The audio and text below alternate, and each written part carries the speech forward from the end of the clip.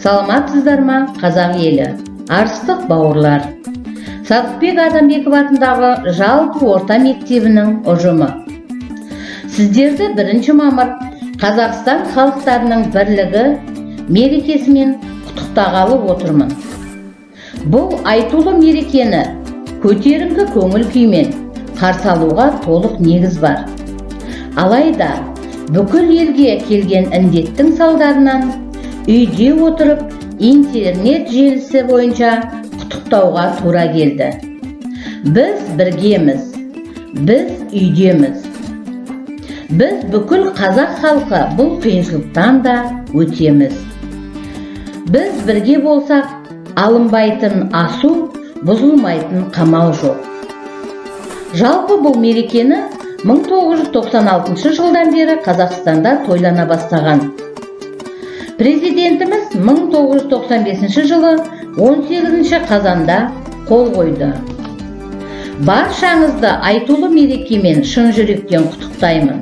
Құттықтай отырып, зор денсаулық, отбасыларыңызға құт береке, бақыт, жұмыстарыңызға шығармашылық, толағай табыс тілеймін. Өз отбасымның атынан. Ел аман, жұрт тыныш болсын. Ал енді өз ұжымымның бірлігі мен татулығын мақтан айталамын. Садықбек Адамбеков атындағы жалпы орта мектебінің ұжым басшымыз Серікбек Дәуренбеков ағай біздің ұжымды алауыздыққа емес, бірауыздылыққа, бірлікке, ынтымаққа баулып отырған жайы бар. Жалпы бір сөзбен айтқанда, осы мектептен білім алып, өз еңбек жолымды ұштастырғаныма өзімді бақытты санаймын. Батырлықтай, ерліктай, жұрт жасаған тірліктай демекші, өз ұжымымның, ұжымдастарымның, үлкен ұстаздардың ерелі еңбегін мақтана айталамын.